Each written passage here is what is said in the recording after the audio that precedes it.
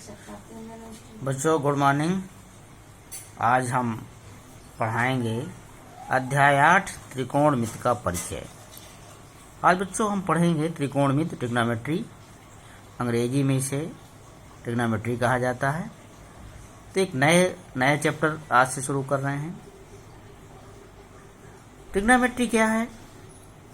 Trigonometry ये Greek भाषा के 3 शब्दों से मिलकर के बना है, ट्राई, गान, मेट्रॉन। बच्चों ट्राई का अर्थ होता है 3। ट्राई का अर्थ क्या हो गया? 3 हो गया। गान का अर्थ भुजा से हो गया और मेट्रॉन का अर्थ माप से हो गया। इसका अर्थ यह हो गया कि त्रिकोणमिति गणित की वह शाखा है जिसके अंतर्गत त्रिभुज की भुजाओं और कोणों के बीच संबंध ज्ञात किया जाता है।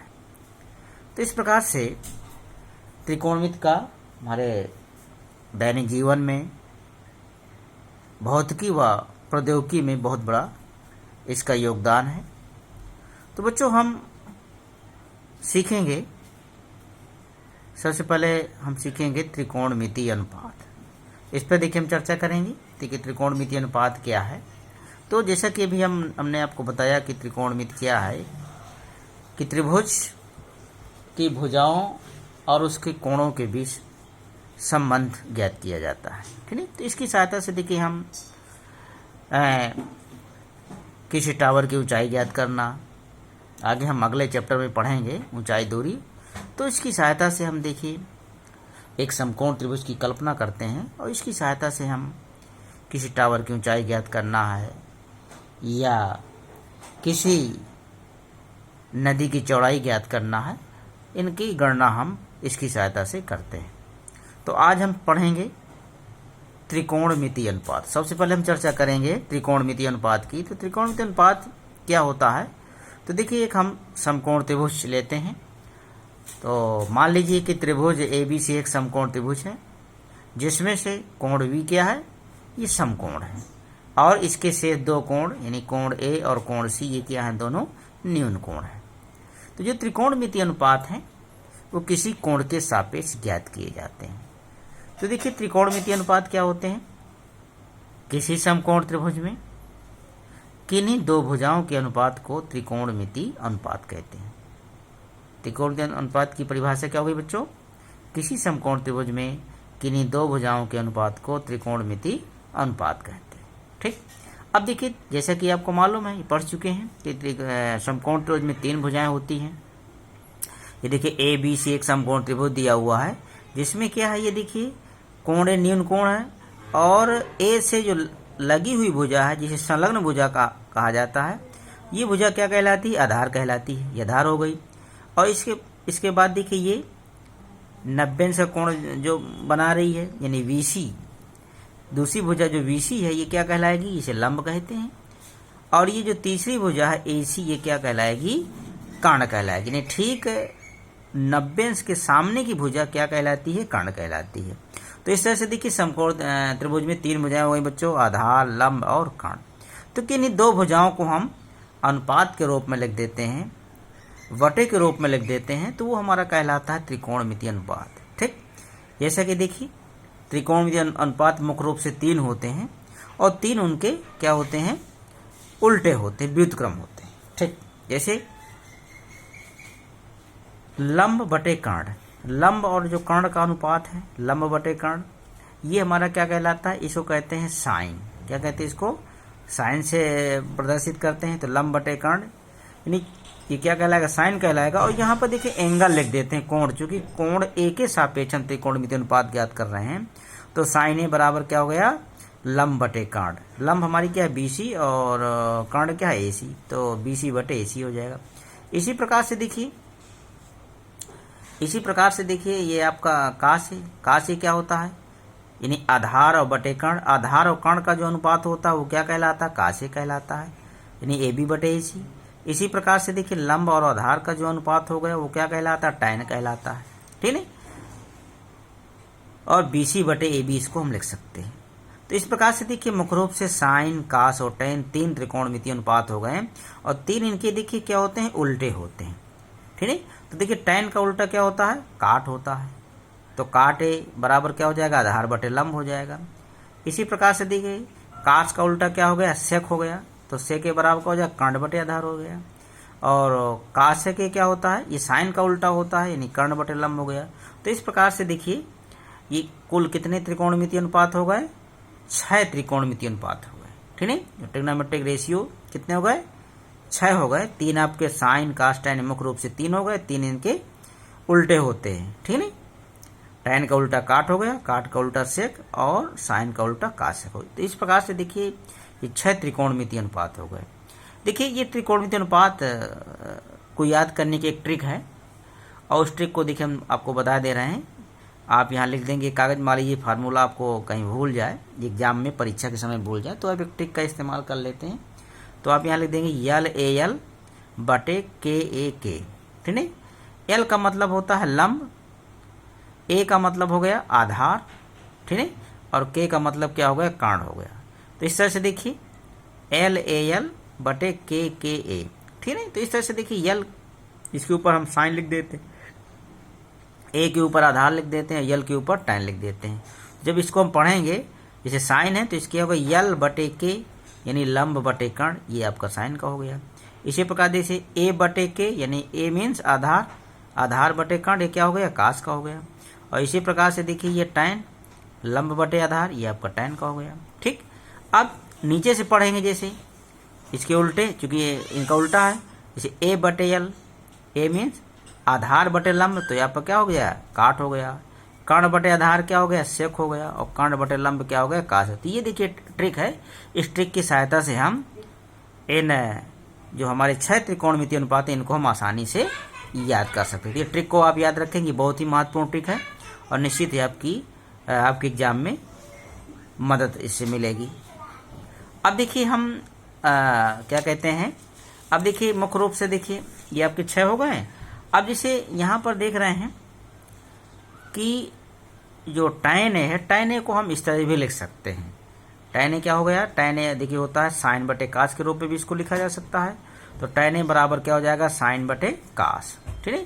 तो इस तरह से, इसी प्रकार से देखिए बच्चों काटे, काटे क्या हो जाएगा, ये हो जाएगा कास बटे साइन हो जाएगा, ठीक। तो इस तरह से देखिए ये 200 अलग है, यानी टैन और काट, इसको हम साइन कास के रूप में भी लिख सकते हैं।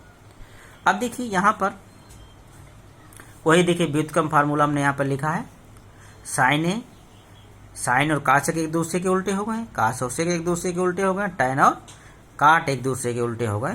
तो इस तरह से देखिए व्युत्क्रम फार्मूला है, इसको भी आप लोग याद करेंगे, ठीक है। यानी साइन ए इक्वल टू हो जाएगा 1 कासक ए, कासक ए इक्वल टू हो जाएगा 1 सेक ए, टैन ए इक्वल टू हो जाएगा 1 काट ए, ठीक है। इसी प्रकार से देखिए कासक ए क्या हो जाएगा, कासक ए इक्वल टू हो जाएगा 1 sine A, sec A equal to हो जाएगा 1 कास ए, और काट ए इक्वल टू हो जाएगा 1 टैन ए। तो इस तरह से देखिए व्युत्क्रम फार्मूला है, इसको भी आप याद करेंगे।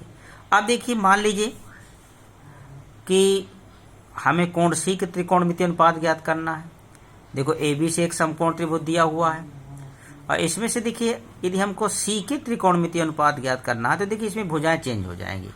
जैसा कि आपको मालूम है कि जिस कोण के त्रिकोणमितीय अनुपात ज्ञात करना है उस कोण से लगी हुई भुजा, यानी संलग्न भुजा क्या होती है, वो हमारी आधार होती है, दूसरी भुजा क्या हो गई, वो लंब हो गई, ठीक।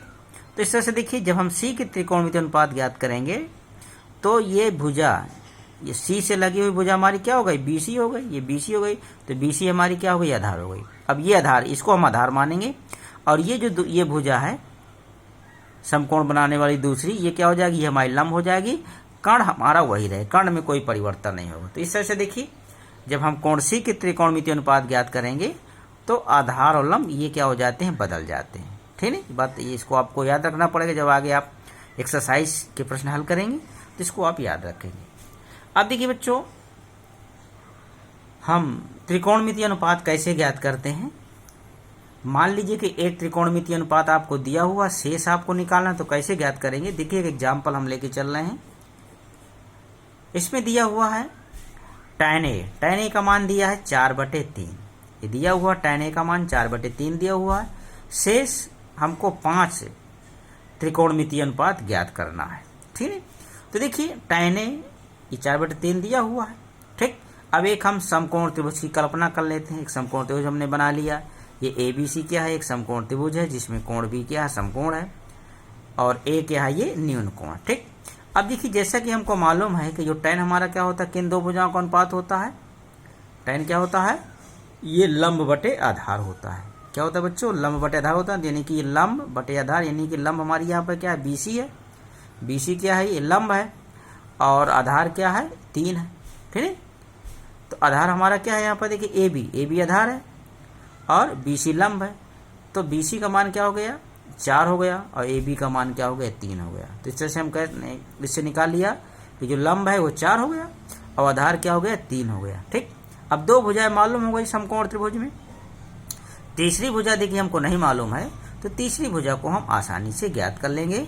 और कैसे ज्ञात करेंगे बच्चों, हम पाइथागोरस प्रमेय का सहारा लेंगे। किसका सहारा लेंगे, पाइथागोरस प्रमेय का सहारा लेंगे, और इस पाइथागोरस प्रमेय की सहायता से इसको हम याद कर लेंगे। ठीक है, तो देखिए पाइथागोरस प्रमेय क्या हो गई, AC² इक्वल टू क्या हो गया, AB² प्लस BC², पाइथागोरस प्रमेय। और यहाँ पर देखिए हम AB का मान 3 रख दिया, BC का मान 4, 3 का स्क्वायर क्या होता है, 9 होता है, 4 का स्क्वायर 16 हो गया, दोनों को जोड़ दें क्या हो गया, 25 हो गया। ठीक, और इसका देखिए बच्चों वर्गमूल क्या हो गया, 25 का 5 हो गया। तो देखिए ये AC यानी कर्ण का मान कितना निकल के आ गया, 5 आ गया। ठीक, अब हमको कर्ण 5 मालूम हो गया। अब हम शेष अन्य त्रिकोणमितीय अनुपात ज्ञात कर लेते हैं। अब देखिए साइन, अब देखिए हम साइन कैसे, tan हमको दिया, अब हम साइन हमारा क्या होता है, देखिए जैसे कि आपको मालूम साइन क्या होता है, लंब बटे कर्ण होता है, यानी BC बटे AC। BC का मान देखिए 4 चित्र में दिया हुआ है, तो 4/5 हो जाएगा। इसी प्रकार से देखिए कासे का मान क्या हो गया, कासे का मान हो जाएगा AB बटे AC, यानी आधार बटे कर्ण, और AB का मान 3/5 हो जाएगा। इसी प्रकार से देखिए काट क्या होगा बच्चों, tan का उल्टा है, तो आप ऐसे भी लिख सकते हैं। ठीक है, तो काटे का मान क्या हो जाएगा, 1/tan है, यानी कि हो जाएगा 1/4/3, इसका मान होगा 3/4, 3 ऊपर चला जाएगा।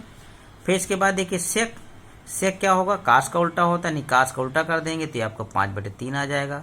कासेक है, ये साइन का उल्टा होता है, साइन का व्युत्क्रम होता है, तो ये क्या हो जाएगा 1/4/5, यानी कि 5/4। तो इस तरह से देखिए हम शेष अन्य यानी शेष देखिए पांचों के मान हमने, पांचों त्रिकोणमितीय अनुपातों के मान हमने ज्ञात कर लिए। तो इस तरह से देखिए इस तरह एक सवाल आपकी बोर्ड परीक्षा में जरूर आता है, तो निश्चित ही ये प्रश्न आपके समझ में आया होगा। ठीक है, अगर एक त्रिकोणमितीय अनुपात ज्ञात है तो इसका मतलब उससे हम दो भुजाएं हमारी मालूम हो जाएंगी। तीसरी भुजा हम पाइथागोरस प्रमेय की सहायता से ज्ञात कर लेंगे, और इसके बाद फिर भुजाओं के सूत्र से हम शेषण त्रिकोणमितीय अनुपात को ज्ञात कर लेते हैं। अब देखिए बच्चों, आप प्रश्नावली 8.1 के प्रश्न हल करेंगे। तो एक प्रश्न हम देखिए आपको बताया दे रहे हैं। एक प्रश्न जरा देखिए, क्वेश्चन नंबर 2 दिया हुआ है। क्वेश्चन नंबर 2 में देखिए एक समकोण त्रिभुज बना हुआ है, यानी त्रिभुज क्या दिया, PQR, जिसमें से कोण Q क्या है, ये समकोण है। ठीक, अब इसमें से देखिए ये भुजा 12 सेंटीमीटर दी हुई है P की, और PR कितनी दी है, 13 सेंटीमीटर दी हुई है। ठीक ना, तो इस तरह से देखिए यहाँ पे दो भुजाएं हमको मालूम है, चित्र में स्पष्ट रूप से दो भुजाएं दी गई हैं। इसमें देखिए किसी त्रिकोणमितीय अनुपात का मान नहीं दिया हुआ है, बल्कि दो भुजाएं दी हुई हैं। तो तीसरी भुजा यानी QR का मान हमको नहीं मालूम है, ये मान हम पाइथागोरस प्रमेय की सहायता से ज्ञात कर लेंगे। ठीक है, तो देखिए यहाँ पे हम पाइथागोरस प्रमेय लगा देंगे। पाइथागोरस प्रमेय ये आपकी है, देखिए यानी पाइथागोरस प्रमेय आप पढ़ चुके हैं कि कर्ण पर बना वर्ग शेष दो भुजाओं पर बने वर्गों के योग के बराबर होता है। तो PR² इक्वल टू क्या हो जाएगा, QR² और प्लस PQ²। ठीक है, PR का मान दिया है 13 का स्क्वायर हो जाएगा, QR हमको निकालना है, और ये PQ 12 का स्क्वायर हो गया। ठीक है, तो इस तरह से देखिए 13 का स्क्वायर 169 हो गया, और 12 का 44। अब 144 को इधर ले आएंगे, पक्षांतर कर लेंगे तो घटा देंगे तो क्या बचेगा बच्चों, 25 बच जाएगा। तो QR² का मान क्या हो गया, 25 हो गया, और यहाँ से इसका वर्गमूल लेंगे तो QR का मान कितना हो गया, 5 हो गया। ठीक है, तो इस तरह से देखिए हम पाइथागोरस प्रमेय की सहायता से QR का मान क्या निकल के आ गया, QR का मान हमारा क्या आ गया, 5 आ गया। अब हमको क्या निकालना, हमारे प्रश्न में दिया हुआ है कि tan P माइनस काट R, इसका मान हमको निकालना है। क्या ज्ञात करना है, tan P माइनस काट R। tan P tan क्या होता है, जैसे कि आपको मालूम है कि लंब बटे आधार होता है। p कोण लिया गया है, इस कोण ध्यान दीजिएगा, ये कोण लिया गया है, तो इस कोण के लिए देखिए, इस कोण के लिए लंब कौन होगा, इस कोण के लिए लंब हमारा ये होगा QR, क्योंकि इस कोण से लगी भुजा हमारी ये जो PQ है ये क्या हो जाएगी, आधार हो जाएगी।